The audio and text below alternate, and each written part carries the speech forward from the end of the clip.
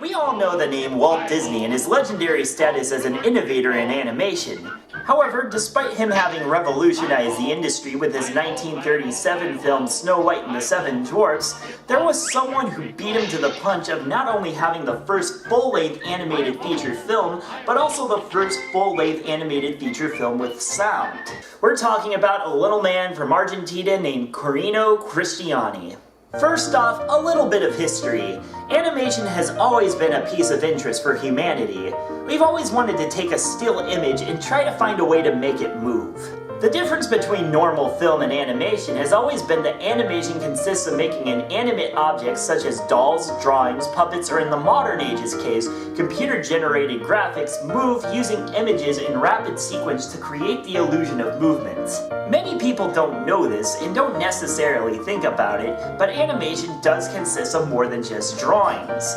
It can include the things I mentioned before and much more. So early animation experiments weren't just about trying to get drawings to come to life, but also stop motion, puppetry, and in this man's case, cutout animation.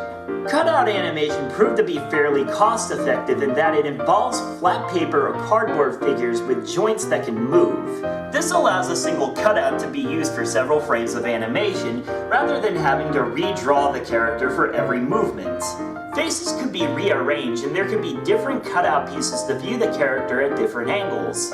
Cristiani was considered a master of these cutout artists. Having gotten his start as an illustrator for various publications throughout the 1910s, Cristiani was making a name for himself as a social satirist. His political cartoons poked fun at major leaders in Argentina at the time. Born Italian, Cristiani's work fittingly was seen as rather bizarre and alien in concept, but it proved to be massively popular. It eventually caught the eye of a man named Federico Valle. Valle hired Cristiani and had Cristiani extend his work out to animation. After a few moderately successful shorts, Cristiani grew ambitious. He wanted to take his popular shorts and turn them into a full-length motion picture. Cristiani worked with a team around the clock to produce El Apostol, the world's first full-length animated film. Released in 1917, it predated Disney's Snow White and the Seven Dwarfs by 20 years. The film was about a caricature of Argentinian then-president Yuri Guyen. He was presented as an apostle that the Argentinian people didn't like. As they continue to disobey him, he climbs up Mount Olympus and asks the Greek god Jupiter for some lightning. The caricature then uses the lightning to punish those he deems disloyal. Eventually, he turns the entire city aflame and it burns to the ground. Of El Apostol, all that survives is some concept art, reviews, and a photograph of the model town that they lit aflame. That's right, they actually burned a scale model replica of Buenos Aires for the film, one of the only sequences that was not animated.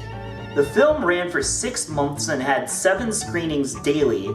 It had massive raving reviews, with many people loving the film's political and social satirical insights. Of course, after the success of Cristiani's first film, naturally a second film was in the works. The second film was titled Sin Dejar Rastros, or in English, Without a Trace.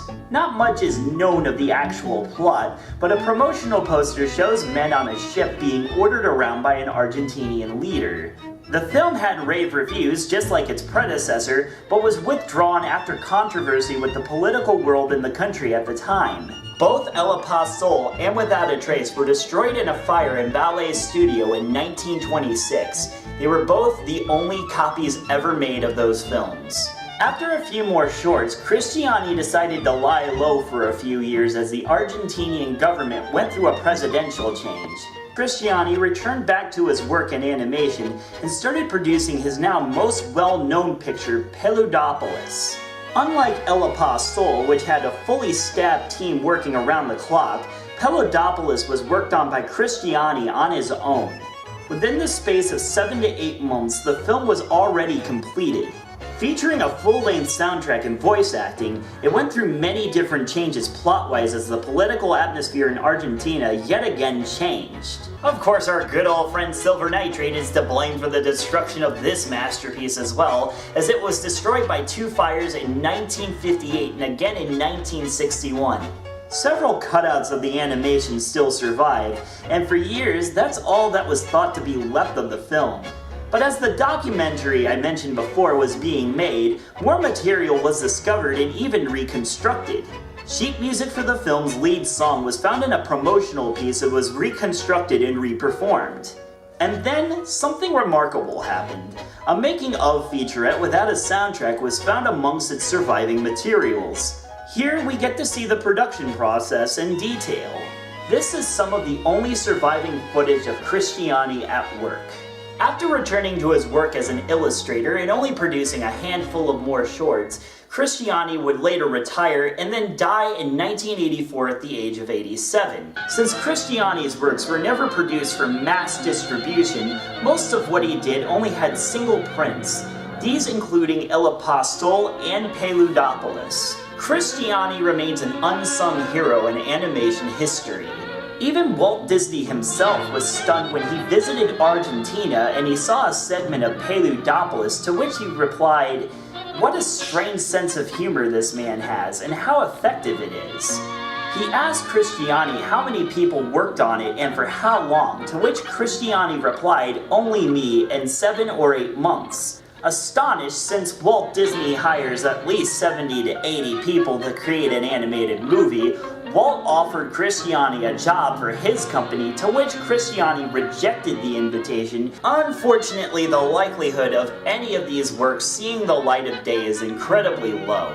It shows exactly the type of dedication a man can put into his work, and even then, at the end of the day, it can still wither away with time.